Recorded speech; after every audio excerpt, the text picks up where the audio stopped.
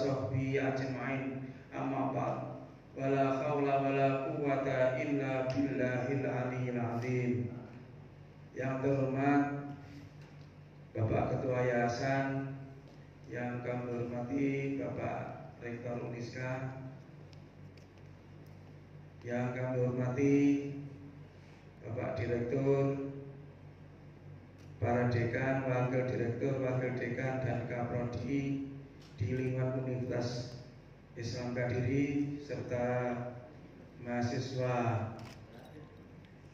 Ormawa, organisasi mahasiswa baik dari BEM dan UKM yang saya cintai.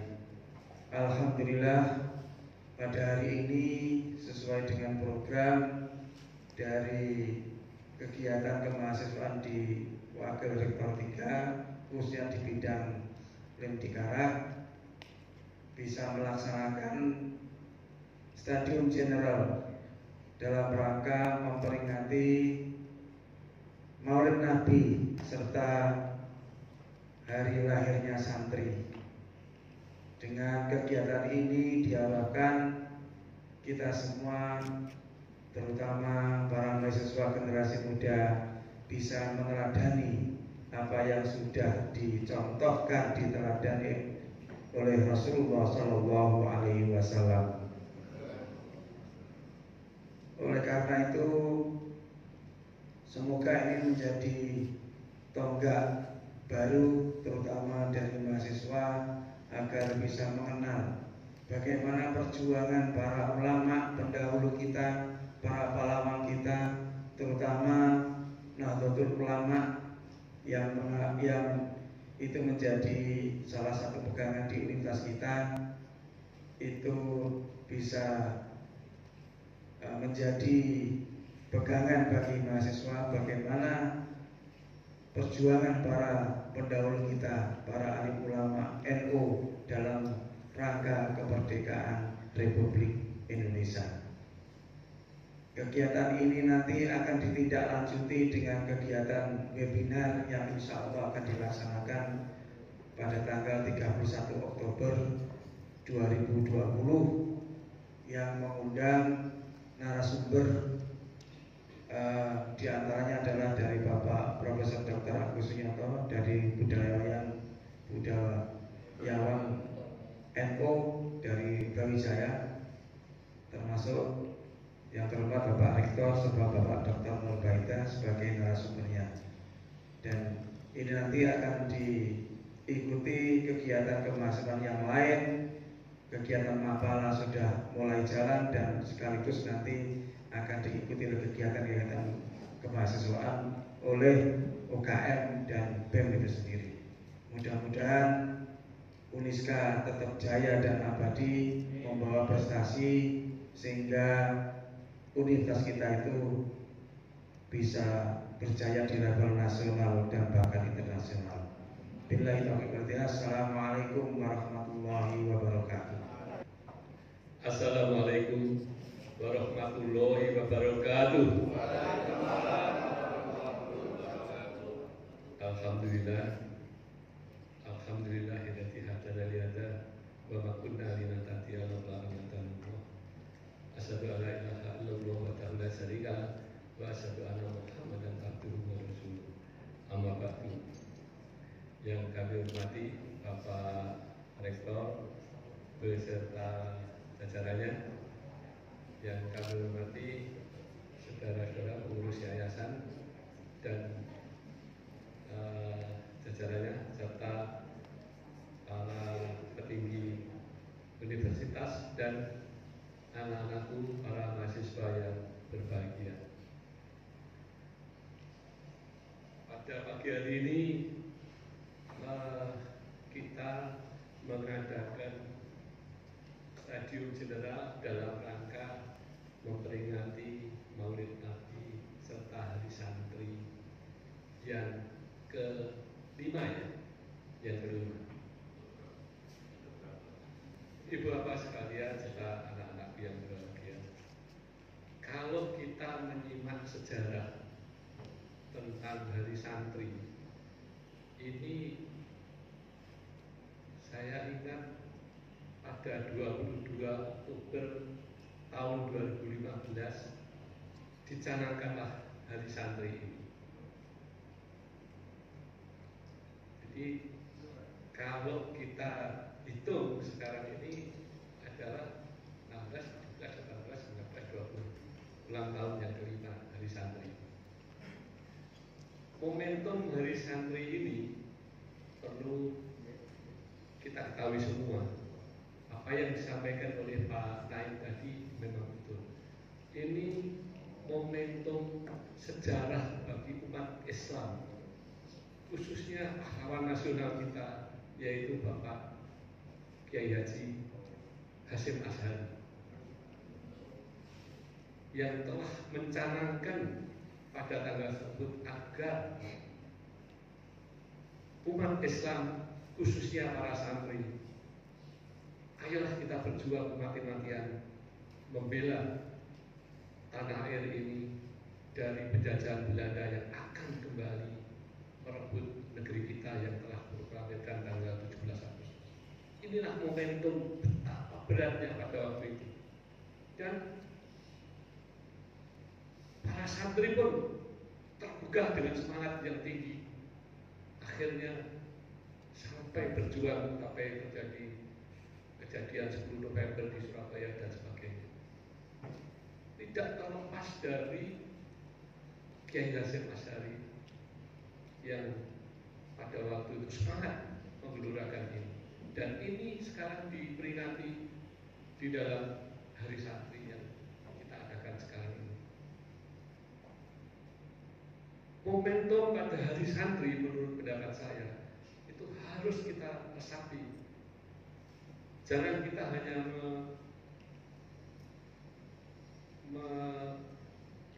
memperingati begitu saja setelah itu lepas, tapi momentumnya perjuangan Kiai Hasyim Asy'ari pada waktu itu harus melekat pada nurani kita, agar kita bisa apa makna yang kita ambil pada situasi dan kondisi yang berat sekarang ini. Khususnya para generasi muda yang bisa dikatakan sebagai santri-santri yang miskin ini harus mempunyai semangat yang kuat untuk membela tanah air, membela agama, dan berani mengatakan iya kalau itu benar, walaupun semua masyarakat mengatakan tidak. Dan harus berani mengatakan tidak bila itu kebatilan, walaupun masyarakat luas mengatakan itu benar. Inilah tantangan pada generasi kita ini sekarang. Jadi kita harus mempunyai kemampuan yang kuat agar Hari Santri ini menjadi momentum yang tepat di dalam mendidik kita semuanya menghadapi situasi kondisi yang serba berat ini.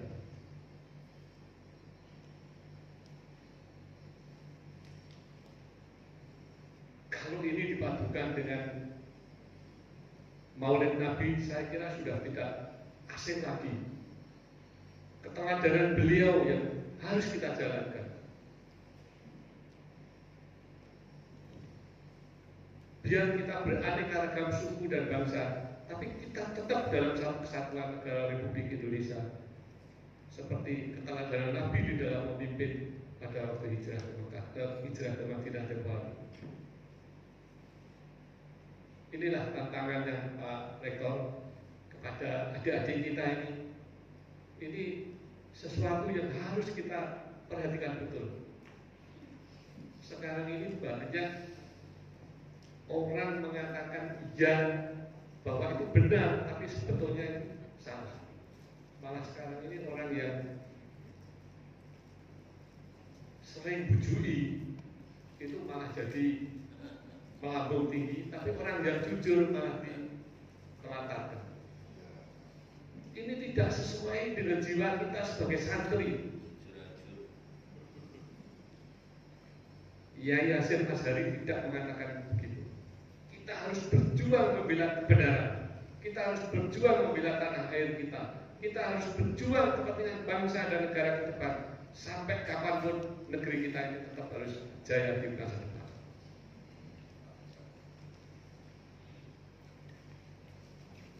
Itulah makna daripada sekilas sepengetahuan saya tentang Hari Santri. Kalau kita melihat kembali di dalam perjuangan kita di Universitas Islam Kadiri, yang mana universitas ini memang berafiliasi dengan NU. Kita harus mampu menunjukkan bahwa kita sebagai orang NU itu bukan sebagai orang pinggiran.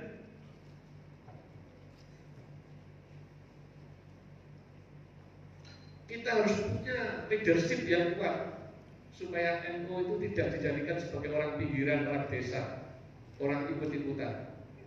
Kita harus mampu tunjukkan bahwa Uniska ini benar, bahwa Uniska itu bisa menjadi universitas teladan di negeri kita yang kita cintai ini. Saya sedikit cerita. Kenapa kita ini sekian lama terus berpikirkan? Karena kita kebiasaan yang salah. Ewoh pakai ewoh itu bagi kita itu masih tinggi sekali. Padahal itu merupakan handicap yang harus kita boleh terhadap kiai, kita harus betul-betul menghormati kita. Tapi pada hal-hal tertentu jangan ewoh pakai ewoh itu jangan terlalu dipegang, karena itu akan mendorong kita ke yang tidak benar. Saya pada tahun 1983 pada waktu itu diajak oleh Yai Anwar Iskandar untuk mengurus ini. Sama-sama pada waktu itu saya sebagai pegawai gudang garam di tingkat bawah yang diminta oleh petinggi Lirboyo pada waktu masih almarhum Yai bapaknya Gus Kababi, Yai Makrus Ali. Saya suruh ngurusi gudang garam di mana 48.000 itu Muslim. Sama jangan lihat yang punya gudang garam itu orang Cina.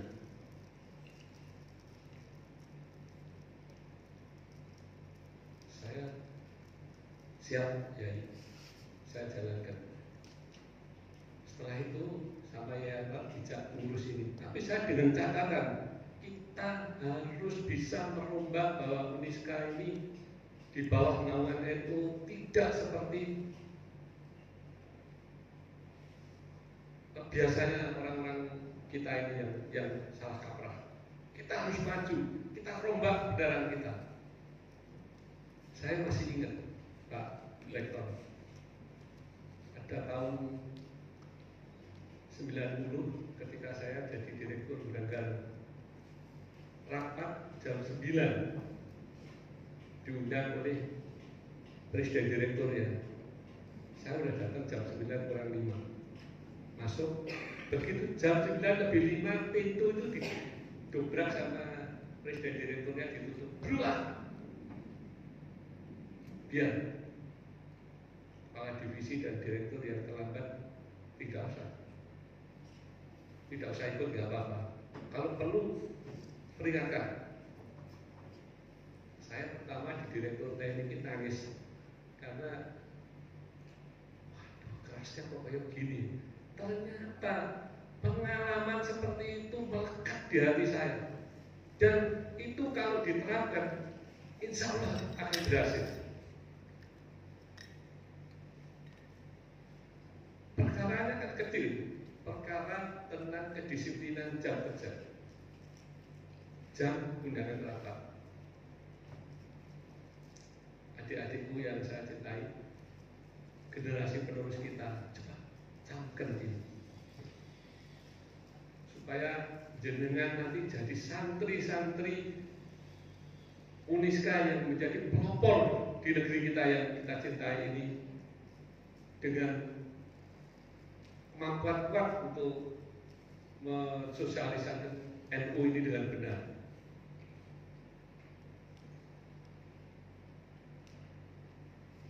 Bikin organisasi-organisasi di bawah NU yang bisa mempelopori kepentingan ke depan. Jangan pasif. Jangan pasif.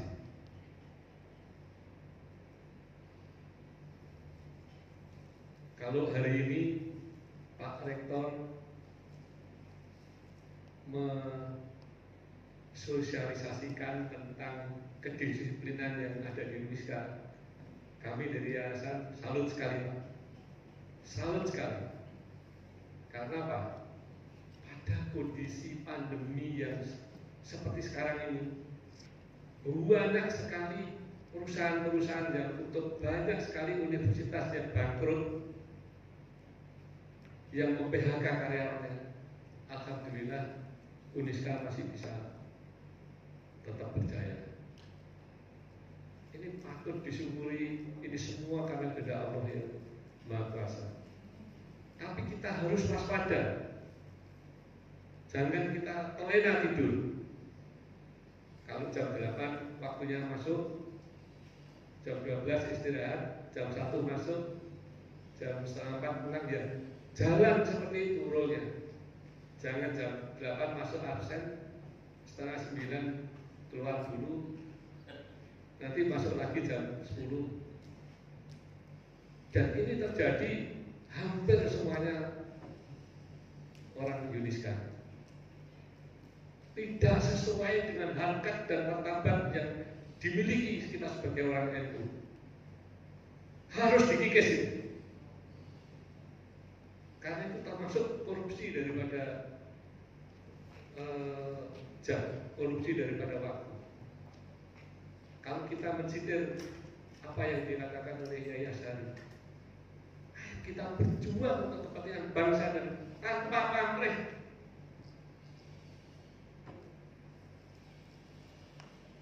Ya, saya kira saya sangat menggebu-gebu.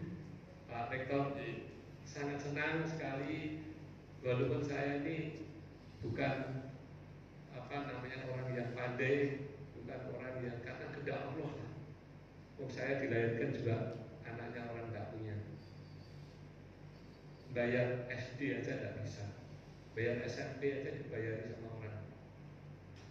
Saya harus mati-matian berjualan daging sapi itu untuk menyambung kehidupan saya. Tapi saya sebagai orang NU, saya tidak mau menjalankan seperti apa adanya. Kita harus bisa lebih baik. Kita harus punya knowledge untuk memikirkan ke depan ini.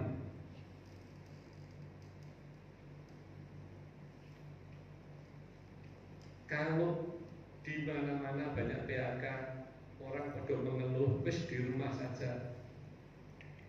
Ya boleh begitu, tapi ini harus jalan. Apa yang bisa saya kerjakan? Hari ini harus lebih baik daripada kemarin. Hari esok harus lebih baik dari hari ini. Inilah generasi penerus kita yang kita harus acungi jempol. Moga-moga kalian semua bisa jadi orang-orang yang seperti yang kita harapkan ini. Semoga saya berharap semuanya sivitas akademika, baik itu dosen, karyawan ataupun adik-adik kita ini, ayo kita bangkit dengan momentum Hari Santri ini. Kita melangkah hari ini lebih baik daripada kemarin, hari besok harus lebih baik daripada hari ini. Saya kira itu Pak Rektor. Saya mohon maaf kalau ada kekurangan dalam saya bicara atau sedikit menusuk atau menyinggung dari perasaan Bapak Ibu sekalian. Ini semuanya dikarenakan kecintaan saya pada Uniska ini. Karena apa? Karena Rito Harno usianya sudah 70 tahun. Dan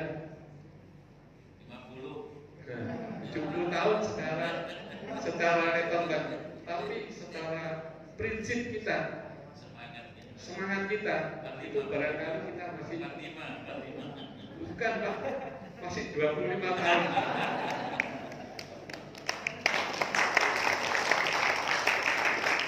Itu saya semangatnya masih 25 tahun. Saya tidak menutup pintu bagi kalian semuanya, para adik-adik kita mahasiswa. Kalau kita belajar ingin memperbaiki, ayo rumah saya boleh didatangi. Kalau lepas pandemi nanti. Jadi saya sedikit cerita Pak Ali Maskan. Begitu tahun 90 saya diangkat oleh Publik menjadi direktur Gudang Garam. Saya mendapatkan rumah mewah di Gudang Garam besar, kira-kira 30 kali 100 meter halamannya.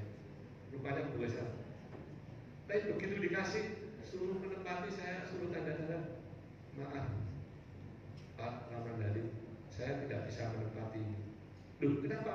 Ini kan fasilitas saudara sebagai direktur. Mohon maaf, kalau saya harus dijaga satpam, orang yang datang harus melalui satpam 1, 2, tidak jiwanya itu harus seperti itu. Dan terus saya biar menempati rumah saya di Gigi Permai aja, rumah cicilan. Biar apa? Biar santri-santri kita, teman-teman Lirboyo pada waktu itu yang setiap hari datang, tidak perlu harus repot-repot izin dan segala macam. Makanya sampai saya pensiun 2008, rumah itu nganggur, tidak dipakai. Ya. Saya bukan sombong, tapi ini adik-adik sekalian, camkan bahwa kepentingan yang lebih besar adalah kepentingan kita membina orang lain daripada untuk kepentingan kita sendiri. Saya kira itu kurang lebihnya. Saya mohon maaf.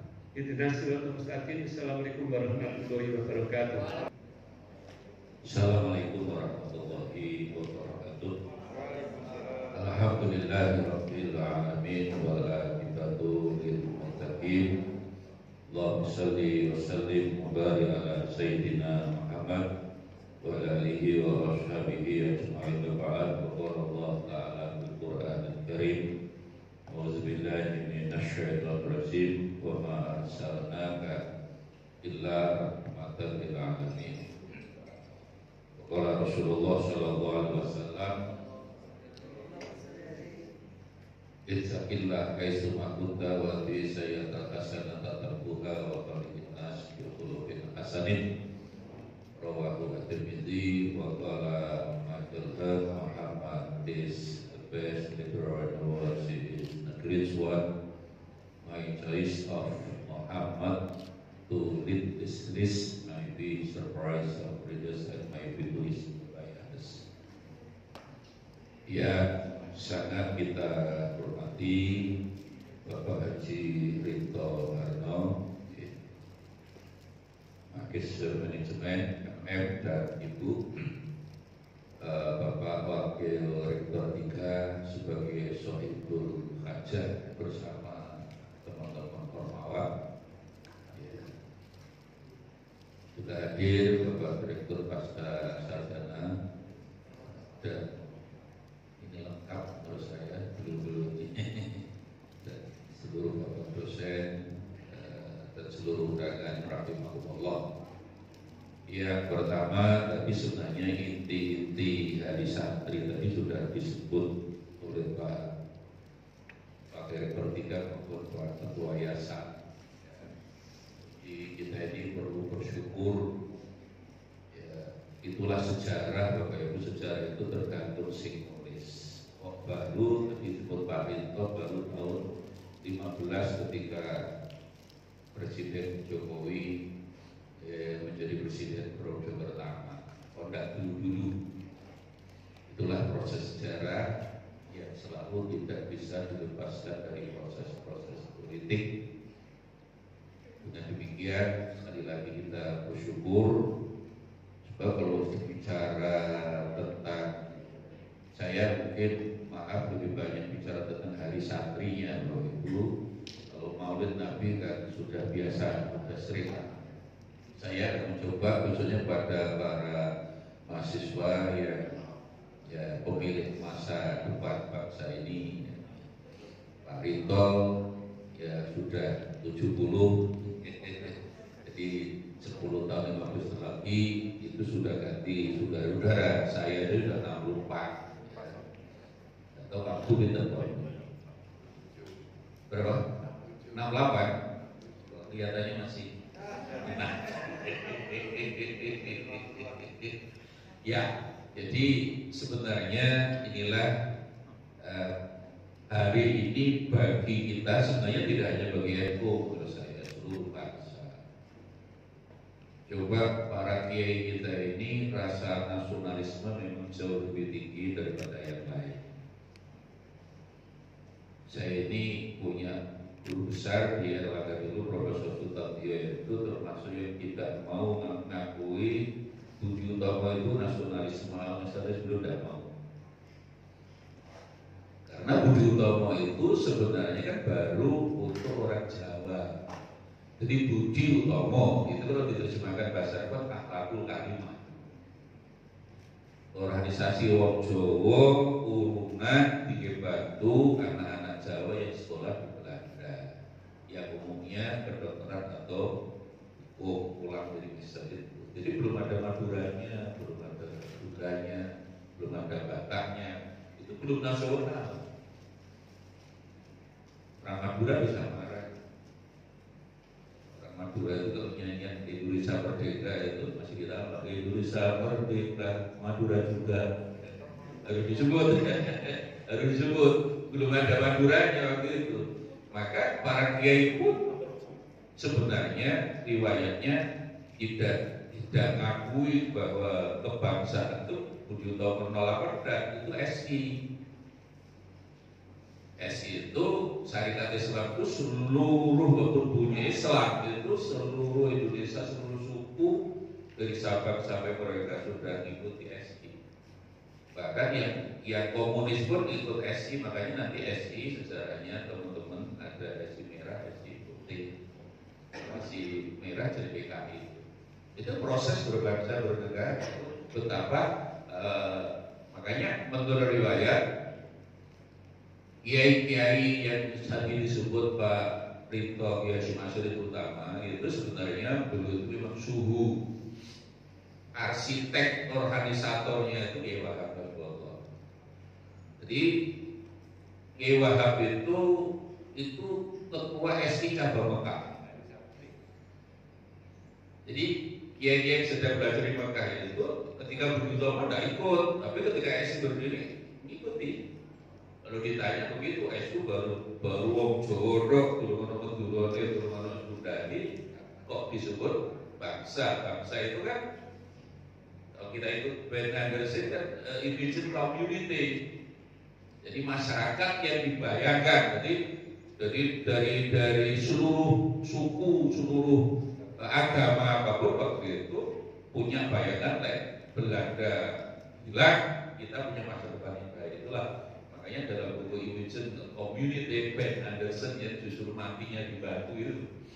Ben Anderson itu sudah merasa bahwa saya ini orang Indonesia, jadi orang dari Cornell University Amerika, memang dia lebih mengkhususkan urusan-urusan Asia Tenggara khususnya Indonesia, maka dialah termasuk orang-orang tapi sudah terakhir. Sebenarnya sarjana Amerika yang menekuni Indonesia itu satu Clifford Geertz, bahwa kata santri itu sebenarnya yang memulaikan Clifford Geertz. Profesor Clifford Geertz lah yang meneliti tahun 50, bahkan sebelumnya sudah meneliti di Paris. Itu dia di bukunya itu kan disamarkan Mojo Kulon. Mojo itu ya bagian sedang. Parit itu tidak terlalu desa, tidak terlalu pulau. Makanya dia parit. Makanya pada waktu itu dia sudah itu bakal bicara di Indonesia itu mesti ada priai, ada santri, ada apa. Jadi kata santri itu yang mempopulerkan di seluruh dunia adalah sebenarnya awalnya Clifford Geertz.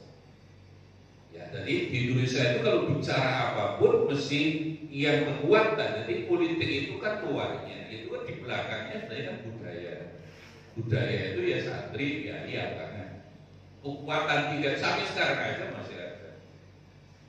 Makanya Bapak Ibu dan sekalian kalau membaca tulisannya Profesor William Breeder ya sampai sekarang masih sudah pensiun, sudah 78 atau 90. Dia sering nulis di Kompas itu, dia yang masih mengikuti bahwa Indonesia itu tiga itu. Makanya beliau itu Bapak Ibu kalau menulis itu mesti patokannya pemilu 55.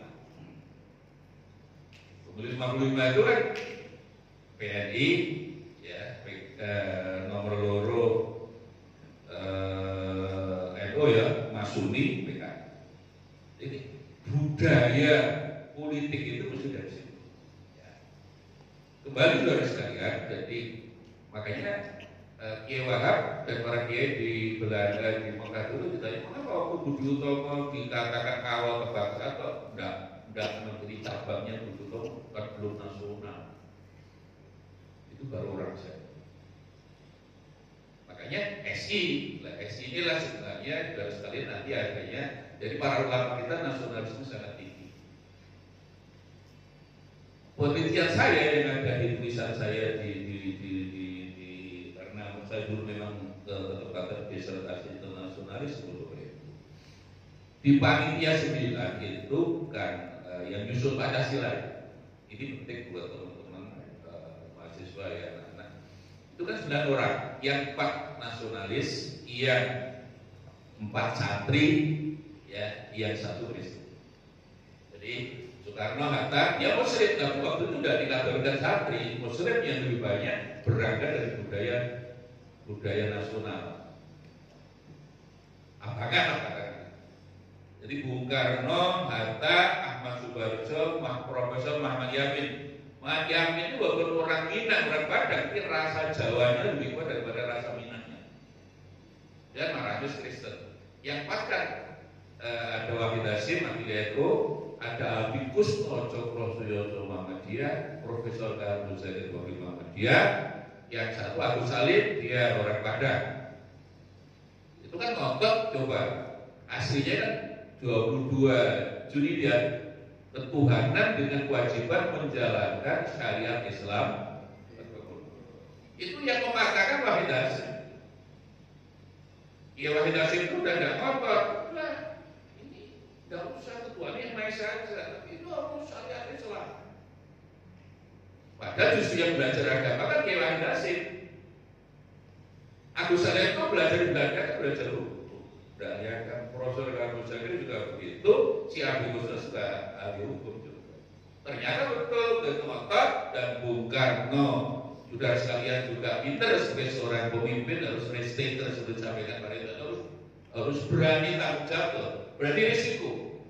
Itu justru Karno kan, pinternya Soekarno itu waktunya sudah habis justru. Udah diterima aja, kami marahnya sudah terima.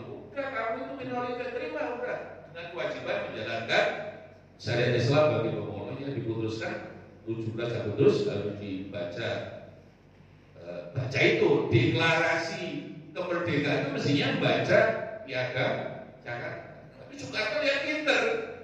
Turuti itu kan gegeran kan dia Soekarno nulis dewi. Karena memang lalu Jepang tuh maunya kan bukan tanggal 17 Agustus 21 dasar kamu. Jadi orang-orang Soekarno oleh Soekarni sana muda itu diculik loh lagi dia kan muda. Akhirnya 17 Agustus hari Jumat bulan puasa. Akhirnya Soekarno kami bangsa Indonesia dengan ini menyatakan itu kan ada dicoret itu hak.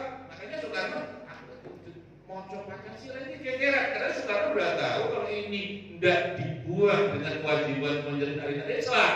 Syariat itu Manado, Ambon, NTT, Bali, Papua tidak mau ikut Indonesia. Bayang.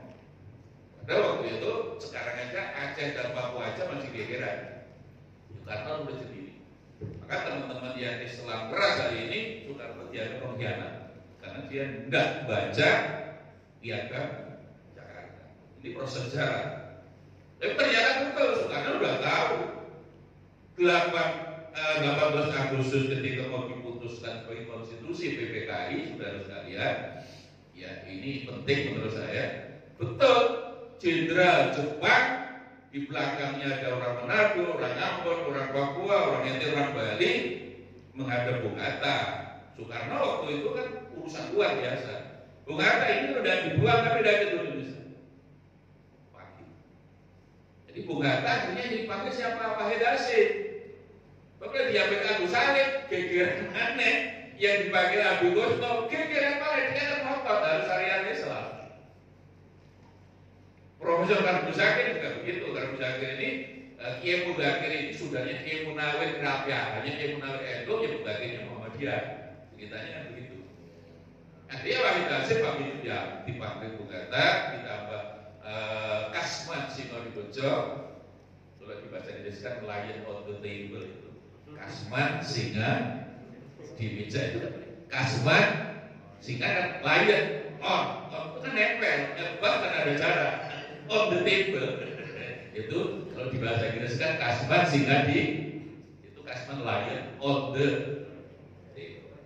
Ya, tapi Kasman sama dan Teguh Muhammad Hasan dari Medan. Tapi ini kan bukan panitia 9. Akhirnya ya Hasim udah buang aja, kenapa? Lu itu kan bertentangan dengan Quran. Hebatnya kiai itu di sini rasa nusantara tapi ada dasarnya Quran. Karena apa? Syariat itu di dalam Quran turun di Madinah. Semua ayat-ayat turun di Mekah itu mesti bicaranya akhlak dan akidah.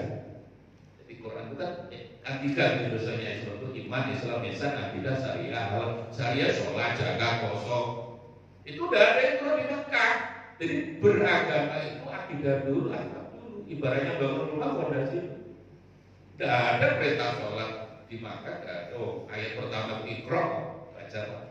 Betul, buang aja kata Wahid Hasim. Loh, kalau aku sholat nesupi, murid-murid sekian Muzakir sampai si Abi Gosno, saya menjelaskan. Makanya sidang BPK itu agak siang Bapak Ibu, nggak jadi jam 9, sudah jam 12. Ketok palu ketuhanan yang maha. Akhirnya aku saling menduh, kok dibuang? Itu kan tidak sesuai dengan Quran. Akhirnya aku saling Profesor Karbusakir sama Abi Gosno, karena dia ada ahli agama, kalau imannya kuat tapi lebih agama, lebih kuat kira-kira itu pertentangan dengan Quran. Lah yang hadis ini kan bukan pikiran Wahid Hasim, ya Hasim pikirannya Hasyim Asy'ari Bapak yo. Ya mestinya Fatihah sudah itu mesti Kiai Hasyim Asy'ari, cuma itu kan enggak pernah. Ya Hasyim Asy'ari sudah pernah keluar pesantren. Baca kitab. Bahkan ketika seminggu sebelum meninggal dunia sakit keras pun dia masih baca kitab. Jadi ini akhirnya buang. Akhirnya setelah diputuskan bertiga diberi penjelasan itu gitu ya kalau Quran ya syariat nggak boleh orang beragama kan akidah dulu itu bertentangan Quran. Jadi kalahnya Agus Salim sama Abi Gosno dengan si Karbusakir itu dengan Quran. Padahal mereka ini Quran yang mana? Akhirnya gitu ya. Iya, ini dari Allah langsung. Apa ayat-ayat Quran yang turun di Makkah itu 13 tahun itu dari bicara sholat, zakat, puasa nggak ada. Kawin nggak ada, kawin kan syariat. Bicaranya masih akidah dan ibaratnya bangun rumah fondasi. Ini penting. Betapa akhirnya kok baru tahun 15 itu sebenarnya sangat terlambat Pak Rinto. Tapi karena itulah penulis sejarah itu dulu kan orang-orang Yusuf, orang-orang abangan, orang merah lah. Makanya yang lebih dominan nulis sejarah kita kan terpikirkan. Apalagi di zaman Pak Harto, kita betul terpikirkan. Tapi ini prestasi Wahid Hasim dan yang ngambil keputusan final pagi itu saya yakin itu Pak. Menurut penelitian saya Wahid Hasim, Bung Hatta bingung. Dia Bung Hatta pikirannya sejauh kan nasionalis.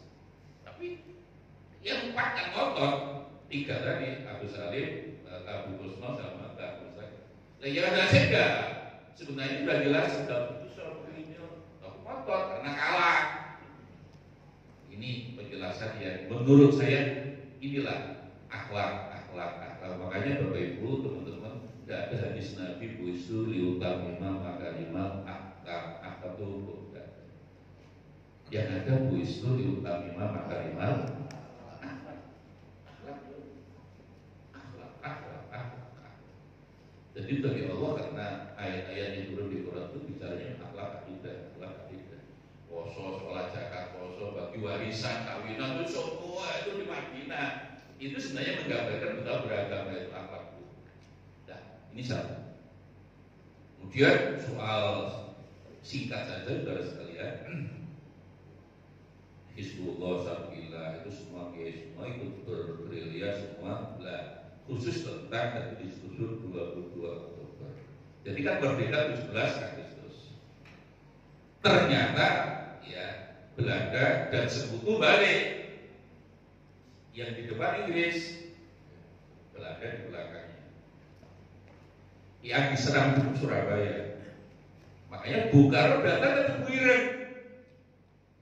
Tadi beberapa penjelasan, yang penting tadi sudah betul Pak Tuai, tapi sebenarnya jarak 93 km. Jadi Wahid Rashid, ya si Masir, oke tak rapat di Bukutan, kantor PBNU dulu buat di Jakarta, di Jalan Bukutan Surabaya. Itu harus dimuseumkan terus. Jadi rapat di situ diputuskan kalau Belanda kembali di belakangnya bahkan sekutu, maka orang yang dalam jarak 9 disuruh jihadnya ya tidak fardu ain, ya sebenarnya angka 93 kilometer itulah menjadi fardu ain. Maka ya banyak santri itu buiran sebenarnya itu ada santri pesantren yang jarak itu, makanya kan Jombang tidak ada 90.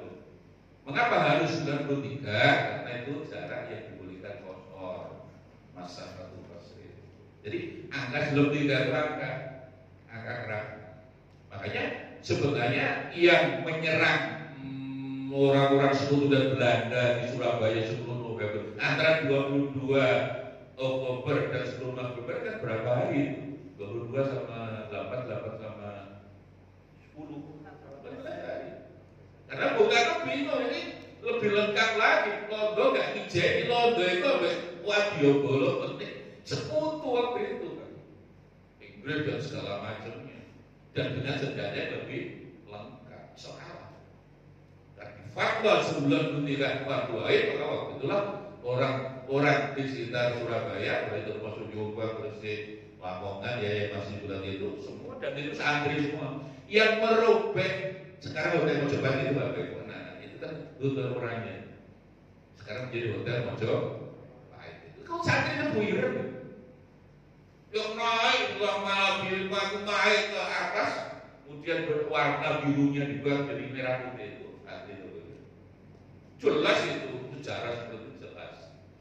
Ya, dan yang mati ribuan santri Bapak Ibu. Jadi kalau betul akhirnya hari santri 22 Oktober itu sangat masuk akal. Kenapa? Karena Bung Karno sendiri dalam keadaan powerless, sudah baru merdeka 17 Agustus, September, Oktober ini kan dalam kondisi yang betul-betul belum kokoh mereka kembali. Maka sebenarnya disinilah kekuatan ulama, dan di balik ulama sebenarnya adalah Gusti Allah Subhanahu wa Ta'ala. Makanya sudah betul dengan rahmat Allah. Jadi tidak mungkin Babu Runcing bisa ngalamin bom. Tapi dengan kematian sekian banyaknya itu. Makanya di jembenan, maka disebut jembatan merah di Surabaya itu, yang bukannya sekarang CP itu karena dulu darah jembatan di sini parah. Makanya disebut jembatan. Mengapa ada disebut jembatan hijau? Jembatan kuning misalnya. Karena disitulah terbanyak. Ya kan dari kapal juga, mereka kan menyerangnya juga dari kapal, dari pesawat, bom. Makanya pertempuran itu di daerah Jembatan dengan Ampel itu. Bahkan Belanda itu juga bom Ampel tidak bisa dibom. Tidak bisa. Apa itu dibom? Waktu itu tidak kena itu. Luar biasa, ini waliullah, bukan wali daya. Wali palsu atau wali murid. Kita wali mahasiswa ini wali betul, wali Songo itu. Dan wali Songo itu Dan alhamdulillah Pak Rito nanti malam berangkat Rektorat dan Yayasan ke Jawa Tengah, insyaallah Sunan Kalijogo, Sunan Kudus, Sunan Muria, sama Sunan Raya, insyaallah. Nah, Yayasan diwakili Amir, hanya Pak Abu katanya mau bayar bagus. Jadi Bapak Ibu dan Saudara sekalian, ya, jadi mengapa 22 dan itu sejarah dan bisa dibuktikan. 93 km itu santri semua, dan selama ini sengaja ditutupi. Karena apa? Memang kata Clifford Geertz itu dulu ada persaingan rivalitas santri di dan apa itu rivalitas. Yang akhirnya, jadi kalau membaca Indonesia itu dan sekarang sebenarnya santri Piabangan itu sudah direvisi oleh Profesor Dr. Max Woodward dari Arizona State University tahun 2001 datang ke Indonesia. Yang menurut Profesor Max Woodward kalau bicara Indonesia bukan tiga kelompok itu yang berperan secara budaya, santri, kiai, abangan. Jadi santri itu memang santri betul, dia sholat sehari 5 kali. Tapi yang abangan itu 5 hari sekali. Atau setahun hanya itu untuk membedakan aja itu budaya sendiri. Apapun keputusan tindakan mereka budaya. Lah, dia itu Islam tapi dia lebih banyak darah birunya. Dia ikuti budaya Jawa yang asli. Nek santri memang betul-betul biasa poso ya ngono. Sing abangan kan sing penting duduk poso, sing penting riya. Ora poso ora apa-apa sing penting. Oh iya, nek santri ndak poso tenang. Tapi ini rivalitas memang. Menurut Clifford Geertz, kalau Anda membaca bukunya Mojokutro itu, ya santri yang banget bukunya asli kan Mojokutro. Itu pendidikannya di Pare. Makanya sejak dulu daerah Pare kecil itu daerah luar biasa. Ya. Nah, sebenarnya sudah direvisi kalau maksud gue tahun 2001 Trinity Indonesia bikin dia kualitatif wawancara, menurut dia bukan 3 lagi 5. Dia seorang ahli sosiolog. Jadi dulu saya itu kalau melihat dari segi budaya yang akhirnya mengejawantah dalam bentuk politik-politik itu sebenarnya 5. 1, indigenous itu masih kuat. Katakan teman-teman PD lah kuat, itu masih kuat. Kedua, NU yang terbesar. Menurut Profesor Marsudot ini yang terbesar. Yang ketiga, Neo Modernis Muhammadiyah. Dan Maksudut mengatakan di Muhammadiyah itu masih mudah dipancing untuk berbuat kekerasan karena dia masih Wahabi yang sangat konservatif. Yang keempat, Islamisme menurut Maksudut, misalnya itu yang sebicara Islam, syariat Islam, negara Islam, khilafah ini golongan keempat dan punya tentara, paramiliter kayak Habib Rizik lah, sing Habib mulai gak situ-situ. 212 itu masih ini Islamisme itu selalu 212, tidak pernah mau berubah. Mestinya enggak dede kan, istilahnya 234 kan kalau bisa juga. ini mereka ini mewakili menurut Islamisme. Dan yang kelima menurut Profesor Maksudut adalah Islam progresif, yaitu Islam liberal. Anak-anak muda termasuk sebagian anak-anak PMI mulai liberal itu yang sudah kurang sholat, yang pikirannya tapi nggak sholat kan itu. Ya udah bisa loh, saya itu mantan ketua PMI dan itu juga masih sholat baik malam Senin Kamis poso. Tapi anak-anak PMI sekarang mulai ada yang liberal, saya nggak setuju. Mulai nggak poso, nggak sholat, nggak jumatan. Mulai kan PM sebenarnya itu kan bangunnya jam 11. Bangunnya jam 11. Jadi kelakarnya bangunnya sembahyang subuh jam 11. Makanya dia mau coba pesawat bocor bintang ini. Lah, terus kalian itu kan 2001. Nah sekarang sudah 2000. Kalau mau teliti lagi namanya kelompok-kelompok user lebih banyak lagi. Ikuti aja bulan April kemarin LSI.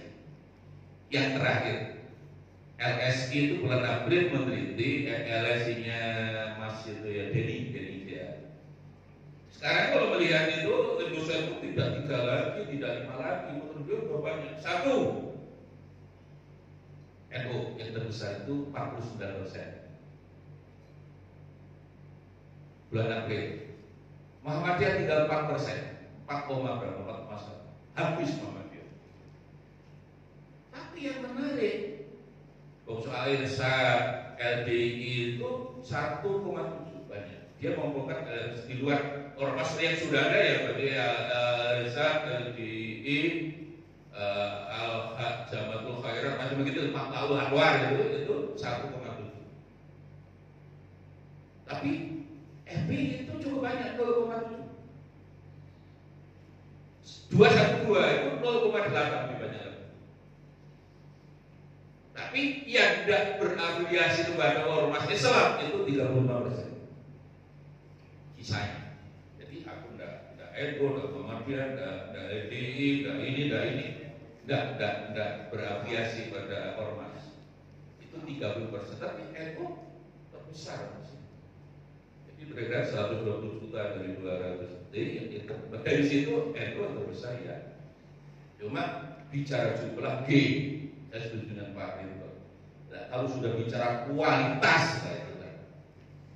Jadi orang itu mulai pintar, kiai masuk kita, profesor mulai akeh, tapi si goblok ya akeh. Membedakan internet aja tidak bisa. Masih ada orang yang itu di tingkat bawah itu, nopo internet itu adiknya internet itu masih ada. Ini betapa contoh gampang. Itu orang NU masih termasuk ada kiai apa orang NU yang kaya di Madura itu, karena dia bangsa Siosi itu, sugih banget Pak, yang tuku HP Galaxy mahal 17 juta itu, keadaan hebat, percuma di sini ada sinyal, marah Pak, goblok, sonata, ini uang beli sinyal. Ya itu itu untuk membedakan betapa si mulai pintar juga banyak orang itu kiai macam kitab itu profesor doktor mulai akeh tapi goblok ya akeh. Jadi ini beli sinyal itu benar goreng itu gaptek itu ada untuk gambarkan secara teladan betapa saya setuju bahwa di tataran kita sudah mulai banyak. Kayak besok misalnya itu webinar santri internasional dengan ketua NU mau doktor mau PhD di Rusia, yang satu di Jepang, di Jerman, ada 4 orang. Tapi narasumbernya saya. Jadi yang paling diaduk kita sebenarnya harus Pak Ali, profesor katanya, yang di Jerman itu nanti. Tapi penyelenggaranya memang Universitas Hasyim Umaha. Simulatif yang di situ aja. Tapi itu bisa ikut juga betul internasional dari santri. Ya memang sejawab yang teliti tentang kalau sudah bicara nasionalisme, saya punya hak karena memang saya betul-betul tulis penelitian tentang nasionalisme setelah Pak Lengser itu. Ya, saudara sekalian, secara singkat, jadi pantas banget kalau 22 Oktober itu menjadi hari ini.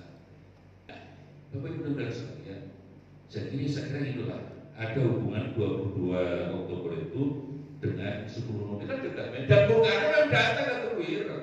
Jadi Bung Karno datang minta kiai. Jadi waktu itu yang dilihat paling kiai kan memang Teguiran dan santrinya seluruh Indonesia. Gimana itu? Belanda balik, memang Belanda nggak dia paling dulu, tapi dengarkan Inggris sekutu. Ini lebih bahaya lagi karena apa? Sudah 350 tahun kita dijajah, ditambah Jepang 10 tahun, sudah merdeka, tahu-tahu bisa hancur lebur lagi. Akhirnya itu kekuatan para kiai, dan sekali lagi itu pun masih kekuatan Gusti Allah Subhanahu. Makanya para mahasiswa ini ya monggo ya selalu iling Gusti Allah di situ. Untuk iling Gusti Allah itu bukan sih sholat. Wajah-wajahnya kan wajah goloan semua. Ya butuh sholat itu lebih khusyuk. Anak-anak itu kan wajah goloan sholat itu tidak pernah mau wal asri ya, tidak pernah. Mesti wajah mesti itu goloh. Ketika dia inna atau inna kan wal asri aja kan tidak berani lah. berani. Sholat nggak pernah balasri. Khawatir keliru buat ini. Balasri inna insana labi illa ladina amanu wa musolihat falahu majrun. Takut pak saya lebih baik surat Allahu Ahad. Saya selalu ingatkan kalau orang balasri Zikirwati ini ojo supaya subuh moco kuliah iwalka hati-hati surat yang paling bulat saat dunia. Ada orang kok sebaya subuh baca kuliah dan bisa habis teman-teman anak-anak kuliah kafiru balana balantuk balana balantuk balana balantuk balana mana baru ada diulangnya aja 2 kali aja lah. Jadi kekuatan Allah. Nah, maka bisa kita simpulkan dari sekalian, ya. Oleh karena itulah, ya, kedekatan pada Allah, doa itu penting. Jadi saya yakin kekuatan hanya babu runcing, nggak punya senjata. Kita kan hanya punya senjata waktu itu masih ya, terbut kalau Jepang kan nggak sejauh senjatanya yang dari sekutu. Kok bisa menang? Coba lihat. Kalau dari satu kekuatan dengan difatwa mati pun siap waktu itu. Dan yang mati memang banyak itu satu itu lah. Karena 93 km itu kalau dihitung jarak ya pokoknya Sidoarjo Gresik jelas, Jombang masih Mojokerto, Malang itu hanya 90 juga, Surabaya Malang itu hanya 90 juga, banyak orang Malang.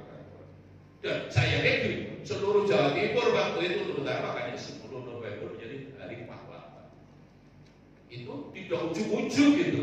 Itu sebelumnya ada proses merdeka, ada tetap lagi dan terpikir dan ujung-ujung. Maka saya setuju Pak Ito tadi menjelaskan kepada para mahasiswa, gua dulu pernah menjadi direktur Budakar selamanya itu bukan ujung-ujung itu proses. Saya perlu mengingatkan kepada mahasiswa bahwa orang itu sukses itu dan mungkin tanpa upaya.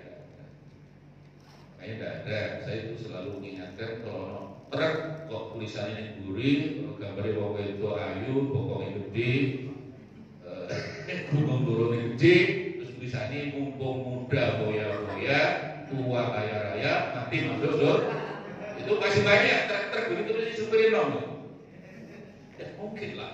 Harus berakhir dahulu berenang-renang itu mau bersakit-sakit ya.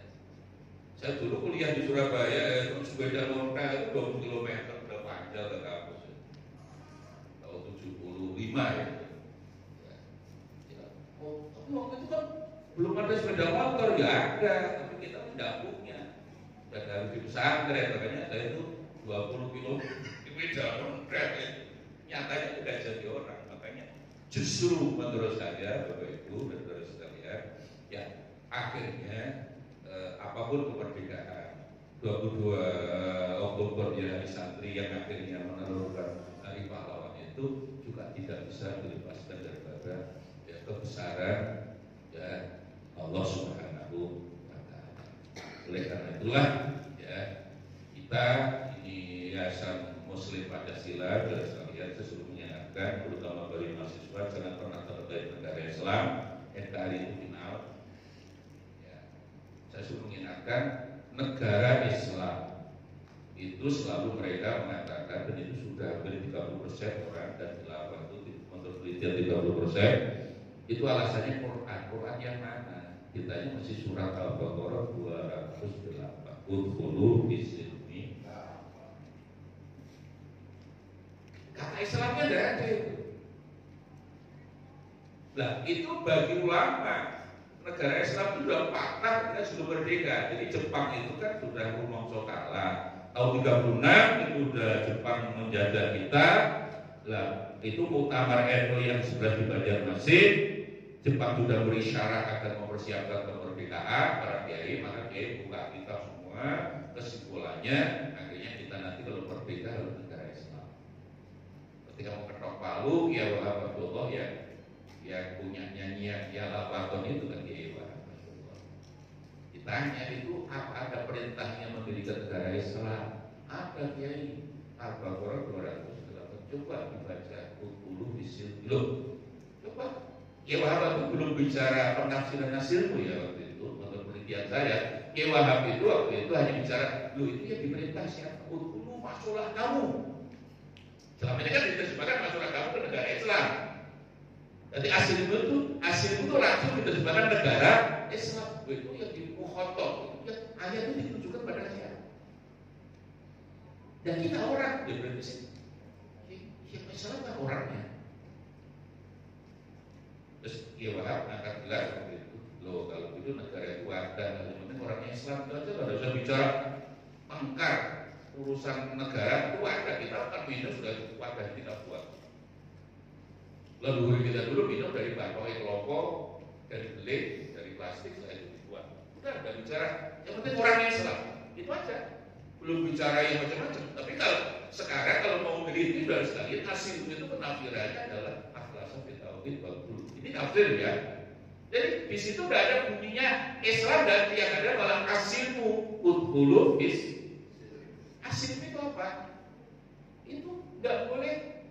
Indonesia orang nggak boleh berdua. Allah nggak mau diduakan gitu. Itu aja. Jadi akhlasa fi tauhid wa qul. Itulah penafsiran kita buat la ilaha illallah. Jadi murnikan tauhidmu dan katakan tidak ada Tuhan selain Allah. Berarti ayat tidak ada hubungannya di negara.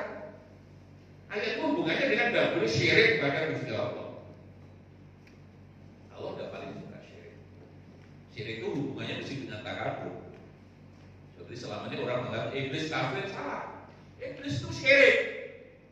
Takabur ketika suruh sujud tapi tidak ada nggak mau. Wow, iblis itu dialog dengan Gusti Allah. Gusti, saya masuk neraka dilaknat karena tidak mau sujud Adam. Maka anak turun kami tidak boleh mati. Tunggu akhirat, tunggu kiamat. Iblis itu orang perlu Tuhan. Selama itu tidak ada iblis kafir, salah. Iblis itu takabur. Makanya Allah paling tidak suka orang yang takabur. Takabur itu syirik sebenarnya. Jadi selama ini kan bareng Abu Jahal itu kalau baca tafsir udah Abu Jahal itu bukan kafir, itu musyrik. Abu Jahal itu langsung Allah ya. Nah ini hari-hari ini banyak orang yang beragama, belajar agama tidak tuntas, rumongso paling ngerti menjadi negara Islam. Hasilmu itu loh diterjemahkan negara Islam. Ya goblok itu. Saya berani protes.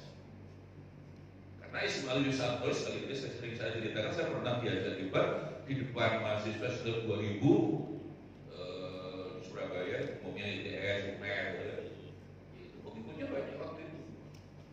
Mas Ismail, kalau khilafah itu ada di Quran, kata khilafah di Quran ada. Yang ada kata kholi, di Quran itu ada kata khalifah zamannya khalifah. Ya. Dan tidak ada kata khalifah, kata khilafah tidak ada maksud saya. Kemudian mereka dulu itu Nabi wafat kan Abu Bakar Umar kan khilafah, bukan itu khalifah. Jadi selama ini mereka tidak tuntas belajarnya. Tapi ketika dibubarkan sekarang sebenarnya monggo cerita monggo jelas. Allahumma shalli ala sayyidina Muhammad. Allahumma shalli ala sayyidina Muhammad. Dari sekalian. Jadi yang Nabi wafat ini deh, secara simpel memberi pesan laku wafat harus ada orang yang menggantikan saya sebagai pemimpin, namanya basarnya khalifah. Maka sampai 3 hari 3 malam belum dimakamkan Nabi itu karena belum ada penggantinya. Perdebatan terjadi, perebutan siapa pengganti Nabi yang jadi khalifah itu antara orang Makkah dan orang Madinah. Maka terpilihlah 3 hari Abu Bakar itu khalifah itu Rasul. 3 hari itu kalau belajar sejarah, perdebatan 3 hari itu tidak bicara tentang sistem negara, sistem pemerintahan. Khilafah itu kan dianggap mewakili sistem negara, sistem pemerintah. Tidak. Yang ada khalifah pengganti. Aku mati gantinya sopo. Terpilih Abu Bakar karena bukan khalifah, bukan khilafah. Maka kalau mereka ingin mendirikan negara khilafah itu dasarnya adalah amaliyah para sahabat, gak bisa. Buat sahabat saudara sekalian, negara itu persis yang dicontohkan Nabi 3 tahun setelah Nabi di Madinah. Setelah Nabi tahu anak-anak teman-teman di Madinah itu ada Yahudi, Nasrani, Majusi, Sobiqin, macam-macam, namanya komunitas kelompok itu bisa seperti di Indonesia, sukunya juga banyak. Ya. Ada Aus, Osurawa, macam-macam sekian banyaknya. Akhirnya Nabi, ayo kita mendirikan negara Madinah. Makanya Misa Madinah. Nah kemarin di perpustakaan saya dulu beli buku Misa Madinah itu. Itulah Nabi beri contoh bahwa bernegara itu. Waktu itu Nabi mendirikan negara Madinah, dia Yahudi, Nasrani, Majusi, sukunya juga Qabilah, macam-macam. Iya. Jadi Nabi tidak memberi contoh mendirikan negara Islam. Enggak. Negara Madinah itu negara Bhinneka Tunggal Ika. Kalau Yahudi, Nasrani dan Majusinya, sukunya juga banyak, saudara sekalian. Maka tidak boleh masih yang tertarik khilafah. Bukan apa? Karena tidak ada dasarnya.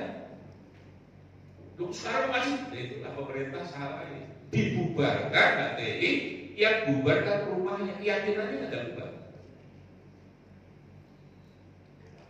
Alhamdulillah Pak Agus saya sudah tulis, sudah 300 halaman tentang Ahlussunnah wal Jamaah secara lengkap dengan tentang demokrasi, tentang khilafah. Tinggal nunggu pengantar wakil presiden Kiai Ma'ruf Amin yang nanti bisa menjadi pegangan berpasar. Sudah selesai. Dan juga ini ngikuti Gubernur Jawa Timur yang minta, karena menurut Gubernur Jawa Timur 70% guru agama SMA negeri di Jawa Timur itu juga belum yakin dengan NKRI karena masih dibombardir dengan medsos. Padahal medsos itu bohong. Saya baca kemarin ke surveinya Dewan Pers dan sekalian. Orang Indonesia ini sekarang tidak mau baca koran, tidak mau baca majalah, maka berita itu mengandalkan medsos. Nah, padahal FB itu menurut catatan Dewan Pers Indonesia 81, berapa dari FB itu bohong. YouTube itu WA itu YouTube itu 71, berapa, kemudian WA itu 51, berapa juga. Saya tidak tahu data dari Dewan Pers, Bapak Ibu Saudara sekalian, kok tidak nyebut Twitter. Tapi saya cek betul di Twitter, ternyata Massachusetts Institute of Technology itu nomor 1 di dunia. Itu meneliti yang paling bohong itu Twitter. Jadi kebohongan di Twitter itu 6 kali lipatnya FB, 6 kali lipatnya WA, 6 kali lipatnya Google. Twitter paling bohong. Makanya Bapak Ibu dan sekalian kalau mengikuti misplacement sekarang ya, itu sekarang itu kayak Honda, kayak perusahaan-perusahaan dunia itu sudah mengurangi iklannya di medsos. Karena apa? Karena medsos itu tidak tanggung jawab. Ketika mau keluar Toyota terbaru misalnya, atau Unilever ada produk terbaru, terus sebelum produk terbaru keluar, gambar orang telanjang bulan itu keluar. Itu namanya misplacement. Jadi bisa diganggu. Itu lah YouTube, Google itu ini saya nggak mau. Kami dianggap mensponsori orang yang telanjang bulan. Atau coba keluar gambar Honda baru, gambar orang ISIS membunuh bayi-bayi dibunuh. Dianggap mensponsori ISIS, tidak mau. Tapi semua Google, YouTube, IG itu kami tidak tahu. Kalau sudah keluar gambar seperti itu, tolong segera lapor. Tak bisa tidak bisa. Soalnya teknologi itu gampang digodoh juga, diganggu. Jadi tidak bisa sehebat Google, Twitter, IG, YouTube itu kami tidak bisa, Pak. Lewis keluar gambar-gambar yang dulu istilahnya ngaco begitu itu dan lapor tidak bisa. Setelah keluar baru dibusa kan baru dibaca orang dunia. Makanya sekarang orang perusahaan besar itu sudah mengurangi iklannya di medsos. Lah, lucunya kita ini sekarang percaya medsos. Yang membuat mengapa 30% orang-orang Indonesia masih ingin NKRI berubah menjadi khilafah dan negara Islam karena medsos. Makanya yang terakhir, saudara sekalian terutama mahasiswa harus mengurangi medsosnya. Dan nanti bukan ketuhanan yang maha esa, itu HP, kehapian yang maha kuasa. Gak mahasiswa, kadang si tua-tua juga begitu, sama aja tuh. Saya selalu kelakar katanya bangun tidur suami tidak mencari istri tidak mencari suami, mencari HP diwaca WA. Jadi bapak itu mau coba WA barber, ingatnya barber Nawa itu mau coba WA mangkuman billahi. Makanya saya ulang-ulang waktu wisuda, saya ngikuti penelitiannya agar kita nggak terlalu bangun dengan berita. Kayak sekarang berita demo itu ternyata kan luas. Contohnya Minadodok itu tidak ada. Sekarang itu orang tidak ngerti apa-apa komentar. Ada yang medsos ini kita kadang tidak tahu apa ikut, tidak tahu. Waktu abang hijau ini perkara nggak tahu kalau kita ini ikut komentar gimana, itulah hebatnya medsos. Dan itulah yang membuat sekarang mengapa negara Islam kok masif karena terus, dan pemerintah juga ada di proses TV Roja itu harus dibuang. TV Roja tiap malam kalau mau buka itu pakai bisa. TV Roja itu tiap malam negara Islam khilafah, negara Islam khilafah, terus rakyat bisa. Saya selalu ikuti teman-teman ini resmi betul-betul dari Kominfo. Jadi orang Indonesia hari ini supaya kita betul well informed, well educated menurut saya tercerahkan dan benar, dan ilmu yang diterima kategori knowledge, critical knowledge. Jadi ilmu itu anak-anak teman-teman kan ada 3 macam. Ada yang disebut dengan instrumental knowledge, pengetahuan sebagai alat aja. Instrumen aku lulus tapi boleh kerja, tapi boleh pegawai, tapi boleh moro tua. Juga S1 2 itu sudah oleh moro. Itu ada ilmu hanya khusus sebagai instrumen. Tapi ada yang kedua, ada yang disebut dengan interpretative knowledge, atau akan disebut hermeneutic knowledge. Ini ilmu hanya menjelaskan. Oh, sih benar bukan matahari yang berjalan, buminya yang berjalan, menjelaskan. Interpret itu ilmu. Lah, sebenarnya kita inginkan Yunista ini adalah critical knowledge, atau ilmu yang betul-betul mampu mewujudkan rahmatan lil alamin. Jadi ilmu dengan ilmu kita bisa ngangkat kesulitan orang, ngangkat menghilangkan kebodohan, menghilangkan kezaliman. Nanti ilmu itu berfungsi betul-betul rahmatan lil alamin, bukan lil muslim. Jadi orang Islam itu ya bukan hanya orang Islam. Nah, maka menurut Kominfo dan sekalian orang Indonesia ini resmi karena sudah 3 tahun terakhir itu nampaknya malah terjadi peningkatan. Orang Indonesia itu lebih pukul rata sehari itu 24 jam, 9 jam untuk HP. Game, telepon itu 9 jam. 5 jam untuk TV. Sekarang mulai orang kerancingan lagi. Dulu pernah cetak itu Mahabharata, yang apa itu? Film apa? Oh iya, itu dapat itu. Wah itu desa kudo, desit kudet, wah kue kerancingan namanya itu 5 jam. Khusus medsos yang ya WA, FB, Twitter itu khusus itu 3 jam. Piro? Songo tambah 5 tambah 3 ada berapa ya? 17 ya? 9 tambah 5 14 tambah 3. Nah, radio itu masih 2 jam. Orang masih. Karena apa? Karena di mobil itu masih radio masih orang mau, tapi 2 jam. Lah, koran itu 27 menit. Ini Kementerian Kominfo resmi ini. Kalau baca koran itu kita anggap representasi mewakili buku ilmiah atau kitab suci, itu kan sudah habis 20. Lah tidurnya berapa jam? Makanya para ahli yang sedang meneliti, khususnya ilmu sosial, para psikolog dan bersama ahli IT, sekarang sudah berarti kalau kualitas orang Indonesia yang SDM-nya sudah rendah seperti ini tidak berubah, sing diwoco hanya itu, waktunya itu. Sekarang sudah digambarkan teman-teman para mahasiswa, orang Indonesia hari ini misalnya perempuan memang cantik, tapi goblok. Jadi kalau sehari 20 jam itu hidupnya waktunya hanya segitu itu tadi, 9, 5, 3, 2, 27 menit itu udah 20 jam. Belum tidurnya kalau lebih 6 jam. Apalagi bangsa awal tadi. Jadi hari ini digambarkan oleh ahli-ahli pakar-pakar psikologi yang sedang berkoalisi bermitra dengan ahli IT. Kalau divisualkan orang dosa ini misalnya perempuan, dan tahu contohnya selalu perempuan. Saya kan baca hasil penelitian ini Pak Turbaita. Jadi contohnya perempuan, udah contohnya laki-laki nggak tahu aku yang mau hasil penelitian. Kalau diibaratkan perempuan yang cantik, ayu tapi goblok. Hari maka diperkirakan 10 tahun lagi kalau situasi tidak berubah, kualitas akan jelek.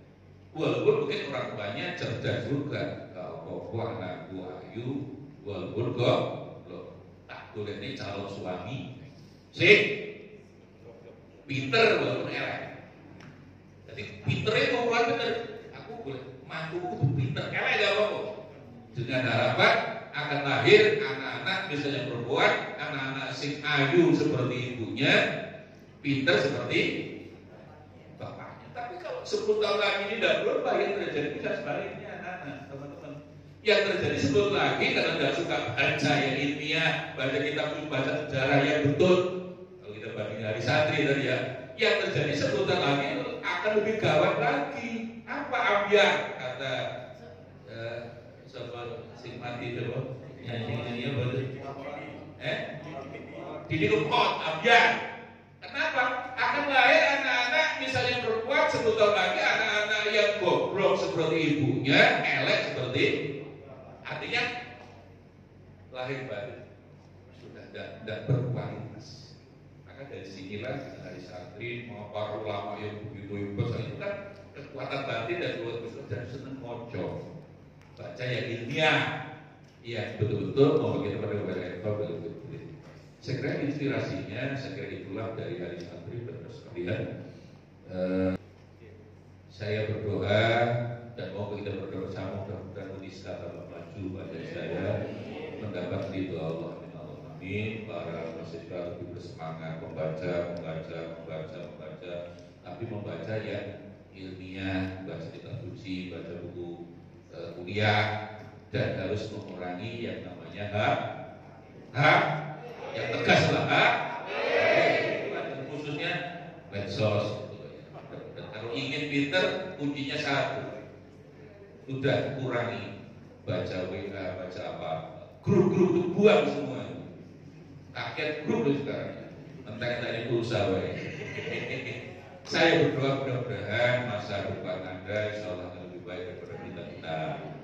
Apapun dunia termasuk kampus ini adalah milik kita, ownership-nya kita.